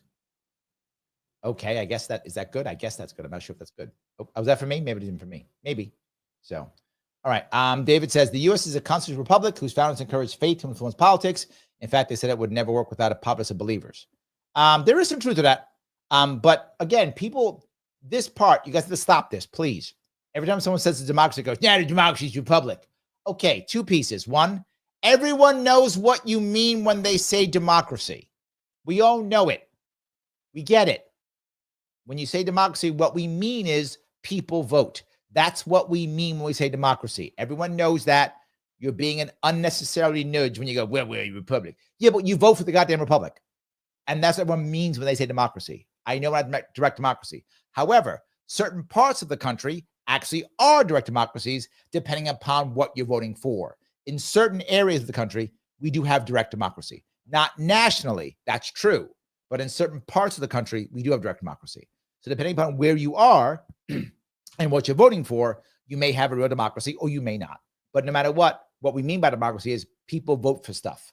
That's what we mean. That's why Korea is the Democratic People's Republic of Korea. Why? Because people vote for stuff. There's only one leader and one party, but they get to vote. Therefore, it's democracy. I'm teasing, obviously. But anyway, my point. Yes. All right. Let me keep going down here if I can. John says, Chip Roy, in my humble opinion, is a sellout. Voted for the BBB and the continuing resolution. So much for the Freedom Caucus. Here's what I will give this man, though. I get your point, John. He showed up to a Ron Paul event and defended his vote for the BBB. I mean, I didn't buy it. I'm with you. But I got to give him it. He showed up at a Ron Paul event and said, okay, let's do this, and defended his vote on the BBB. So I get you, John, but I got to give the man props for that. He didn't have to show up. He did after that vote and did it. So, yes. All right. Anyway, let me keep going here. Let's see here. Grab a couple more of these. Oh, you guys are back about Chip Roy triggered a couple of you guys. Okay. There we go. He did trigger a couple of you guys. I'll keep moving on, move past that if we can. All righty. Mastermind Hour says, we've been doing so much winning, we're getting sick of Trump. That's the problem. See, that was the issue, Mastermind, is that he did warn us. He said we're going to be doing so much winning. He warned us. So at least on that, he was honest. He said so much winning. Yep, absolutely. Yep. All righty. Let's see here. Mike says, yes, of course, U.S. has been a victim of tariffs globally. That's empirical. But the left was okay with that while Trump has leveraged U.S. power to get better deals and increase peace deals. 2 issues with that. I think you're right in that the left has swapped, right? And this is both sides be forward. You know, when my guy's in charge, I'm okay with tariffs. When your guy's in charge, I'm not. I think that has happened. The problem, Mike, is he's doing the same thing that Obama did with DACA. Now, while I wasn't against the concept of DACA, the concept was a good concept. It wasn't exactly executed the way I wanted it to, but the concept was not a bad concept. It could have been done better, but he did it via executive order versus doing it through the Congress. That was a mistake, period. Trump is doing it the same way. He's not doing these tariffs through a plan through Congress, and it's going to backfire on him. Even if he makes good deals, it's going to backfire on him. Because now what he's saying is, if he says, and this is what he said, he started saying, we have to have tariffs because it's a security issue. That's what he said. Now he's doing it because deals. He's messing up on this one. So yes. Lars says, lull, medium income with prices triple other places. Thank you, Lars. Yes, Lars gets it. Yes, Lars gets it. Triple the prices, but medium income. So it's fine. Yes. Yep. Mike says, what was the medium disposable income? Oh, he doesn't bring that one up. No. Michael, shh. Now you're out there making sense. That messes up his narrative. Can I have him mess up that narrative? And then it won't be brisk. So it's got to be brisk and a good narrative. So yes. Grace says, this is serious gaslighting. Not only is CNN pompous, they have a personality disorder. True. This is why I actually prefer MSNBC. MSNBC would have been pompous at it. MSNBC just would have said Trump's fault. They would have said, oh, Trump's fault. It's his problem. We had no problems till Trump. America was literally perfect until 2015. And then Trump ruined it all. That's what MSNBC would say. And I can at least respect that. I know where they're going. It's just everything's Trump's fault. I got it. Republicans are all evil. They're all bad. I got you. Like, I get it. At least I can handle that. But CNN, no. See, Grace, they're smart. And you're not. I'm not. Mike is not. And Lars is not. CNN's smart. MSNBC just says Trump did everything wrong. Your car broke down? Ask Trump. He did that. It's his fault. So, yes. John says, Japan money supply is so atrocious that 1 million yen is $40,000 American currency. Yeah, exactly. Yes. Dave says, Larry, times are good. We just don't know it. Yes. Yes. Thank you, Dave. We just aren't that bright. If we were as smart as Fareed, we would figure it out. See, this is your problem, Dave. This is your problem. You can't pay your bills? Read the report. They gave you the report. Read it. That's your problem. Mastermind says, don't believe your lying stomach. I know. Those hunger pains, they'll be going away briskly. Going away briskly. Very, very soon. Brisk. That's what's going to happen. Yes. There we go. Grace says, then there's the rate of inflation versus inflation. Yes. Andrea, but what happened to cost of goods? It's funny how everybody in this chat immediately goes, yeah, everything he's saying is bullshit. But he said with a straight face. He was straight face. And he wasn't even done. He went on longer. I didn't want to throw up in front of you all, so I stopped. But yes, Mike goes on. Yes, inflation, national debt. Yeah, he didn't show any of those numbers. Correct. Left it all out of context. Correct. He had a narrative, Mike, and your logic got in the way of his narrative. So we're gonna have to ignore that because you got in the way of the narrative. That's kind of how that works. Yeah, it's embarrassingly bad. That's why now you know why I got triggered. And usually, Free doesn't trigger me. Like, I get it. Where he's going, this was just this plus Smirkanis made me do this show. I couldn't take both of these guys triggering me. I was like, that's it. I got double triggered. Got to do this show. Absolutely. Yes. All righty. Let me see if I can go down here if I can. All righty. Mesway goes, the best economy of my lifetime. That's good. All righty. John says, I really wish I bought a flight and went. I want to meet Ron Paul sooner rather than later. Ron Paul's 90. John, if you haven't met him yet, I've been very lucky. I've opened for him more than once, right? I do a lot of emceeing. For those, I MC a lot of LP events. It's a common thing I do. I MC a lot of them. I didn't MC this one at all. There was far too many people speaking. I was like, I don't even need to be part of this. I just went and visited. I didn't speak. I didn't MC. I just showed up and networked with people, talked to people, enjoyed the speakers, enjoyed seeing Ron Paul. Tulsi Gabbard was there, enjoyed seeing her speak. So it was all good, right? I enjoyed it, but I did not speak there. But he goes to many, or used to at least go to many LP events, and I would often be MCing. So I've opened for him multiple times. I've met him many times, took pictures with him and stuff. So it was good. I didn't actually go see him this time. I didn't physically go stop by and shake his hand. I already see him, and he was swamped by so many people. I was like, I'm gonna leave him alone. If he ever comes to another LP event, I'll MC it. I'll see him then. I hope he does. So yeah, we'll see. In any case. All righty.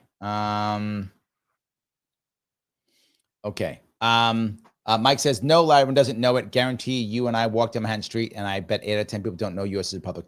No, I mean, people know what we mean when we say the word democracy. When you say the word democracy, we mean that people vote for stuff. That is what we mean colloquially. Is that the direct, as I say all the time, there's difference in two types of meanings. There's the denotative meaning, and there's also the connotative meaning. The denotative meaning means what it actually means in a dictionary. The connotative meaning is how we feel it means, what we feel and think when we hear the word. When we hear the word democracy, we don't think direct democracy. We don't as people. We think, oh, we vote for stuff. That's how we see it. And when people say democracy, that's what they mean. That's what I'm saying. All right. Stray Dan over on Rumble says, thank you for $2, my friend. Larry reports on CNN, so we don't have to watch. Yes, I throw up, so you don't have to. Correct. Accurate. Yes. Correct. Yes, correct. So Phil says, Tulsi Gabbard at a Ron Paul event is pretty revolutionary. I'm happy that she came. I was happy that she came. She was very Tulsi. I was happy that she came. I can't complain. Yeah, absolutely. Yeah, John gets it. This is not a democracy republic. They sound like robots whenever. Thank you. That's my point, John. That's my point. So yeah, that is my point. I agree. I'm like, it's no need. We all get it. We get it. Everybody gets it. It's fine. We get it. Yes. Grace is going to say, Japan and Switzerland have a lot of issues that cannot be effectively portrayed on a candlestick chart. Well, yes, but then to Mike's point, then he'd have to like show context and stuff. So no, not doing that. Yes. Thank you. Not doing that. I have a narrative to push, Grace. Okay. Stop messing my narrative up. Can you do that? Stop doing that. Anyway, Mike has been talking about the left and all that kind of good stuff. Yes, that's true. The right's been some bad stuff too. Hold on, Phil, $2. Since 1971, U.S. has used debt. Is debt soaking up dollars? Yes. Yes. And don't get me wrong, other countries have debt too. Some of them have heavy debt, some don't, but many of them have also gone to stagflation. So that too. So all depends. So yes, all depends. I do want to bring up one more piece if I could. This might make Mike happy. Mike might enjoy this one. This is one piece I want to bring up from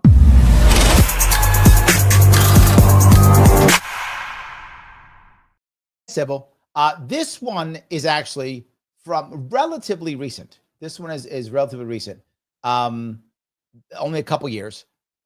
The advantage of Civil is you can get stuff from like yesterday and stuff from like 3-4 years ago.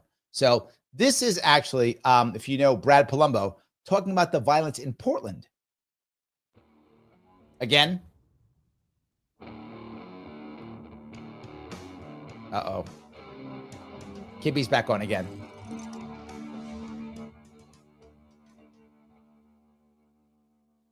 Brad, welcome. Hey, thanks for having me. Yeah, you are one of the most prolific journalists. He is. Opinion writers. Well, what do you call yourself? I definitely call myself journalist, but an opinion columnist. Yeah. I'm very open up front about my bias. I'm not a reporter, but I'm a journalist and a writer. You don't hide your philosophy like some so-called That's part journalists. of the problem with the media today. It's not that he's they're right. biased. It's that you don't know who's biased and who's not. Yeah. Yes, and that's a good point I want to bring up. Yes, I am clearly biased.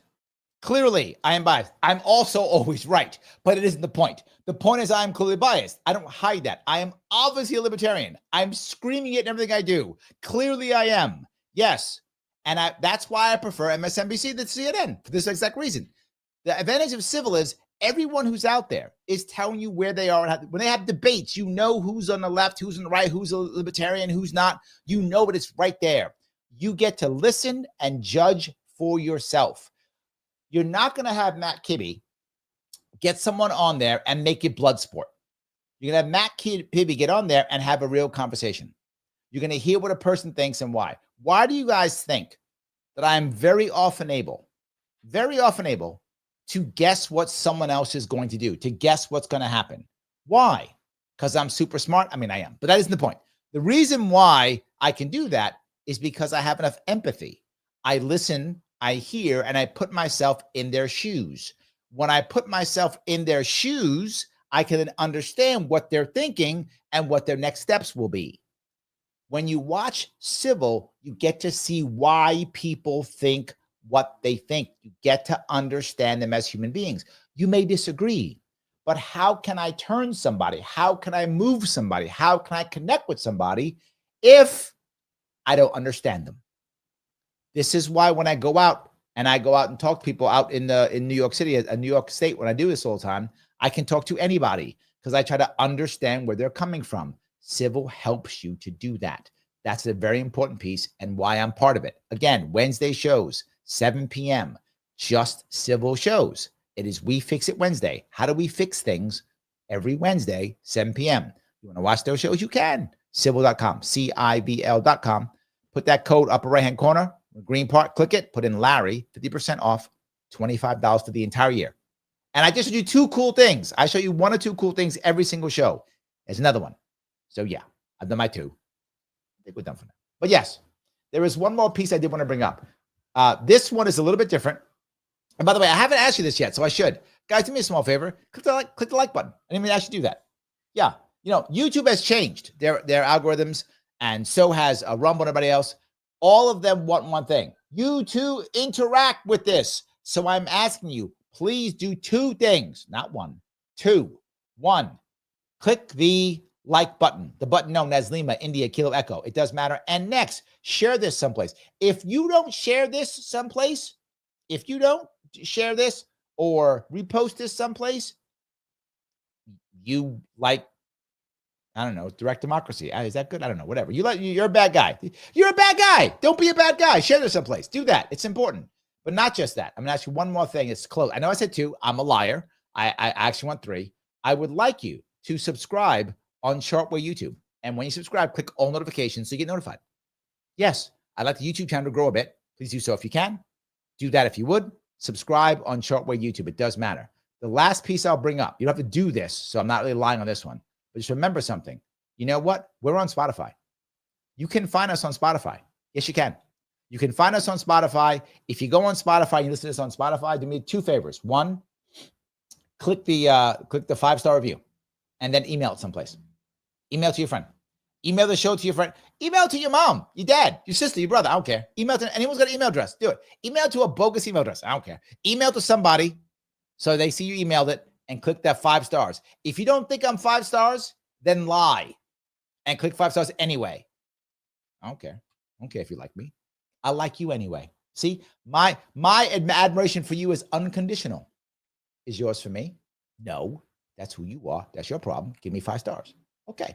I think we covered it all. I think we did. I feel better about myself now. And that's all that really matters, is me feeling better about myself. So yes, there's one more piece I wanted to bring up.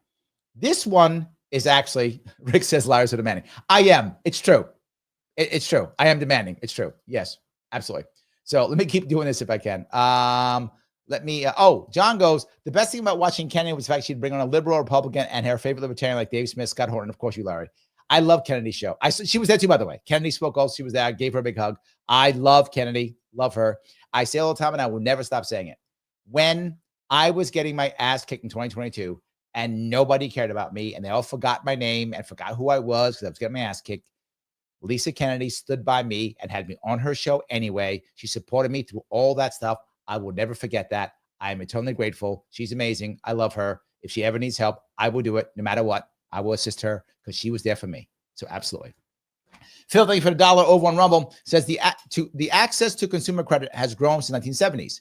There are $1.2 trillion in credit card debt. 20% interest is billions. Wow, you're right. 1.8 trillion student debt. Yes. 1.6 auto debt. Yes. We are a debtor society. You're right. Yes, Phil. But don't worry, because median income, okay? You saw the chart? Some belief, Fareed? He literally showed you the chart. The chart was right there. And it was brisk. He said it. It was brisk. So there we go. Grace says, I would still take a 90-year-old Ron Paul for POTUS over anyone in duopoly, with the exception of maybe Massey. True. Yeah, if I had a choice of Massey or Paul, I probably would take Massey. But other than Massey, you're right. I would take Paul. Yes. Yes, I agree. 100%. Yes. All righty. Ryan says, CNN will always take the narrative over logic. Also true. Yes. Massman Hour says, Fareed Zakaria looks like what you would get if you ordered Arnold Schwarzenegger on Temu. Wow. Wow. Ouch. Ouch. Wow. Okay. That was a smash right there, brother. Okay. All right. This is a piece that's related, not exactly the same, but related. I thought you may enjoy this one too. It talks about how we as a society are changing, which also means people could fix this. But will they? So this is one we've been wanting to talk about for a while. There is a meme online. We live in a society. And so the question is what kind of society do we live in? So seems like an important question to ponder. So John Byrne Murdoch, who is one of the best journalists out there. He's like the data correspondent over at the Financial Times. What he does is he goes deep into survey data from all across the world and also here in America. And he's like, all right, well, how do people feel or have views about different things? He's talked about gender. This time he's talking about conscientiousness. So let's go ahead and put this up there on the screen. This is how, quote, how young adults' personalities are changing with conscientiousness in free fall. And this is from about 2015, 2014 or so, in that area, from about 2014 on, how people are changing. When it comes to conscientiousness, 16 to 39, dropping like a rock. Neuroticism growing. Agreeableness going down. Extroversion going down. Yes. Now you might go, well, Larry, do we have it being extroverts? It shouldn't be going down. We don't need less extroverts, right? We need a good amount of them, right? It is a big deal. You can see how this is all changing. It's a big problem. Mike goes, a result of indoctrination. Not just that. Yes, but also a result of the lockdowns. That too. That also affected it. Lockdowns also affected it. But yes, indoctrination is also true. Yes. And also social media. Social media, the phones, lockdowns, indoctrination, all those things made this happen. Yes, absolutely. And Mike goes on to say, notice that socialism is rising in that same group. Yes, because the more unhappy you are, the least conscientious you are, the more you want authoritarianism. And socialism, as is fascism, is a form of authoritarianism. Yes, you're totally correct. Quote, values as expressed at percentiles of the full population distribution from how it stood in 2014 to today. So what he demonstrates is that younger Americans, and specifically people 16 to 39, have had a drop in conscientiousness from 2014, which was hovering around like 45% or so, to sub 30, a dramatic and precipitous decline that includes both younger Americans and also 40 to 59-year-olds. So other people are also having a trouble, but they're having it worse. Rick says, I guess we need to be compassionate with Crystal, PMS and TDS. Yeah, have you seen Crystal and her oldest son, Kyle? Oh my God. The last thing they are is compassionate. All they do is insult. It's just insult, insult, insult, insult, insult. No conscientiousness, no agreeableness, just nothing but a bunch of insults. Older millennials and Gen X. Boomers seem relatively flat. Neuroticism, however, has skyrocketed from above baseline in 2014 for younger Americans to sky-high levels of some 70%. Agreeableness has actually, again, amongst younger Americans, was already below baseline, continues to go down. And then similar dramatic drop in extroversion, actually, amongst all three age groups. So that is the COVID effect. That's technology. All of this together really just shows the consequences. Saga's right in this. It's right. Mike is correct too, but it's a bunch of things. It's Mike. It's yes, and it's all of people increasingly spending the vast majority of their time on the internet. And let's go to the next one, please, shall we? Because you see this actually in the way that it's expressed in social. This is how I push my daughters. This part's important. Makes plans and follows through. Look at the nosedive, 16 to 39. Why? Preserves until finished. Look at the nosedive, right? There are many reasons for this. One of them is, of course, because they see no hope in it. That's one reason. They don't see the promised land. So why keep going? Why keep pushing on when I can't see the promised land? Yes. Straight Aaron brings the big piece. It all starts in 2015. So the Trump campaign was the problem. That one was for you, Mike. It's all Trump's fault. Even he says it. The country was perfect until 2015. It's perfect. There was like no problems. We were literally utopia until Trump came down that damn escalator. Then it all ended from there. We were utopia. Nothing was wrong in 2014. It was like perfect. It was perfect. Then Trump came, ruined everything, and didn't even do it briskly as he should have. Outcomes. So here, for example, you have people making plans and following through. Massive drop in the 16 to 39 demographic. Perseveres until finished. Massive drop in the 16 to 39. Quote, is easily distracted. Lo and behold, massive increase amongst the 16 to 39 demographic. And then, quote, can be careless, a similar increase. Now, people might ask, like, how exactly you measure these things? Yeah, it's a good point. Mike says, extend this chart to 1990. I dare them. No, I think we do it. It's not a big deal. I mean, I think it will still go down, but it's a huge drop. iPhone was a big deal, right? The newer iPhones, the newer everything, the Facebooks and the Twitters and the TikToks, all of that made it worse, right? I think it all made it worse. And of course, lockdowns were also a big deal, right? All of that made it worse. So yeah, absolutely. Ganjin says, I'd say The anxiety problem can be solved by spending less time on social media. Yeah, but that's the problem, though. There's because of that, they're more anxious. So yes, but that's like chicken and egg, isn't it? It's kind of chicken and egg. John says more Kyle than her, but yes, both are insufferable. Yes, Kyle's far worse, but yes, I do watch the show because he has interesting concepts. Like you watch Kyle and you know the left's talking points, right? By watching Kyle, he will give you their talking points. They all copy him. Whatever he says, yeah, there we go. So yeah. It's a fair question. We'll get to that here in a second. But the very last part here about extroversion and about personality traits is fascinating. So this is about extroversion and trust are in major decline. If you classify outgoing, you actually see a massive drop amongst all three age demographics. You see a especially precipitous drop in quote, is helpful to others, is trusting, massive decline, and then starts arguments, actually a major increase there for everybody. This is who we're becoming. So now add all this to the other problems we had, and you wonder why there's violence. We're creating more incels, right? And incels now they're calling some of them that when the women incels are usually thought of as males. So now they add feminines are now femcells. That's a new thing now. So incels and femcells, same thing, but men and women who are just saying I'm out. Well, if I got people who are not outgoing, not extroverted, don't want to help others, won't fulfill their dreams, are sitting in their homes being unhappy, well, yeah, they're going to become violent, of course, or self-destructive, one or the other. Generally speaking, women will be more self-destructive, generally speaking, and men will be more outwardly destructive. That's a good general rule. It's not 100% rule. It's a good general rule. So yeah, it happens all the time. Yes. So Rick says, sometimes Crystal's anti-establishment, which redeems her somewhat. True. Now, Lindsay on Rising is a dembot. She is insufferable. If you ever watch Rising, every other idea is race. And then every other idea after that is historically.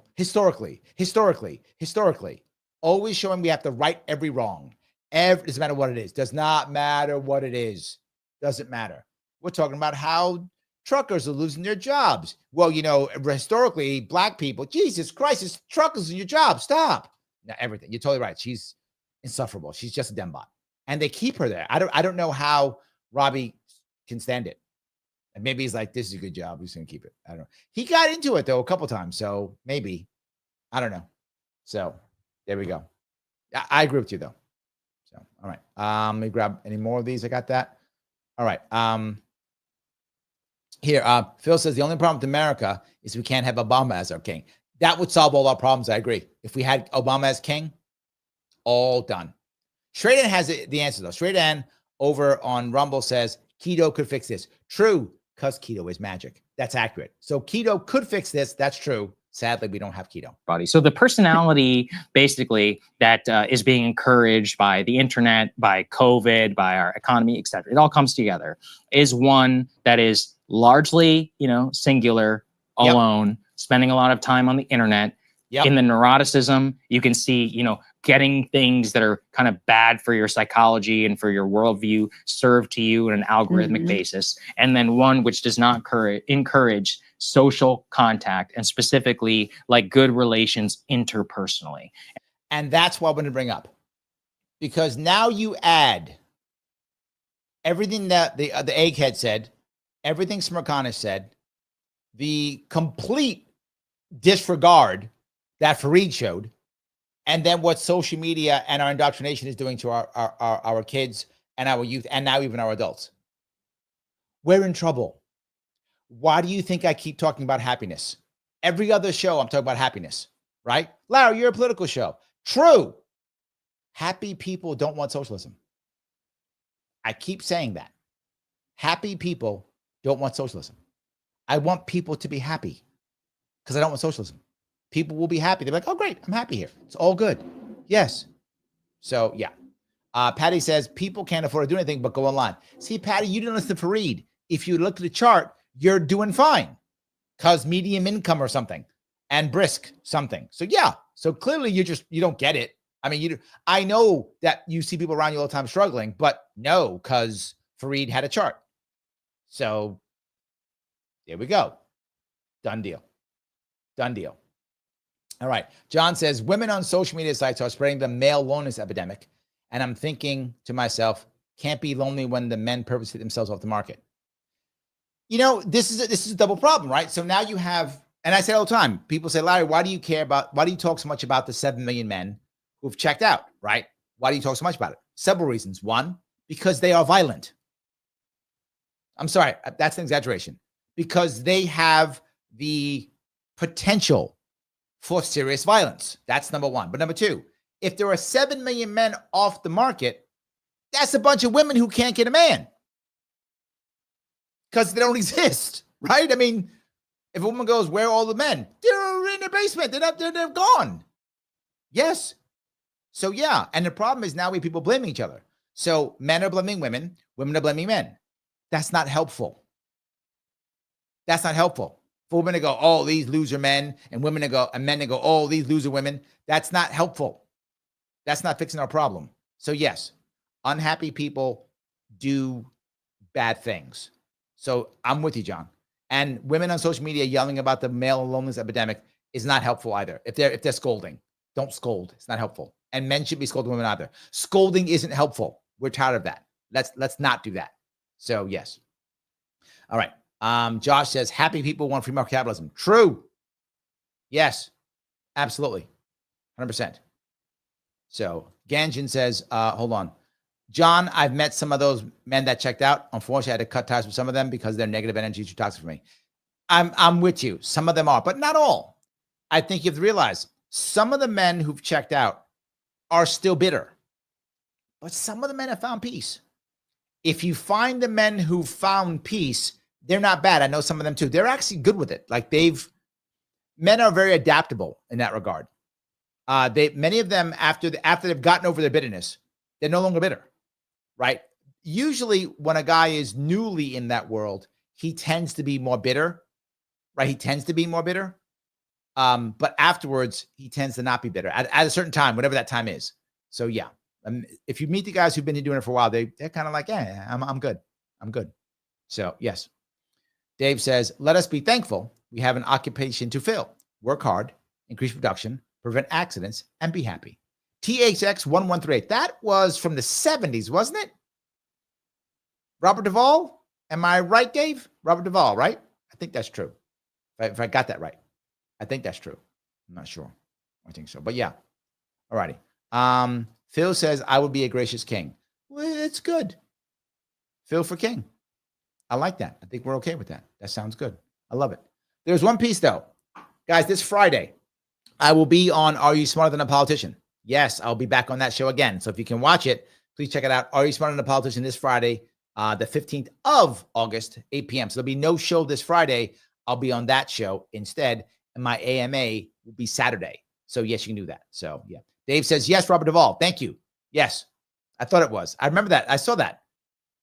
I did see that one. Yeah, he was like clone or something. I don't remember. I got to remember the show. It's been the movie. I'm sorry. It was a while ago.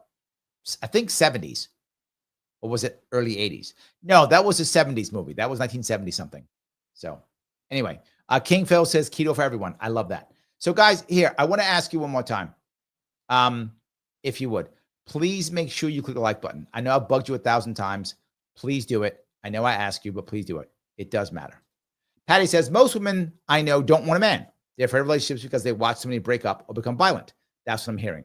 Yeah, look, the assumption that every person who doesn't have a relationship is upset is not true, but many of them are.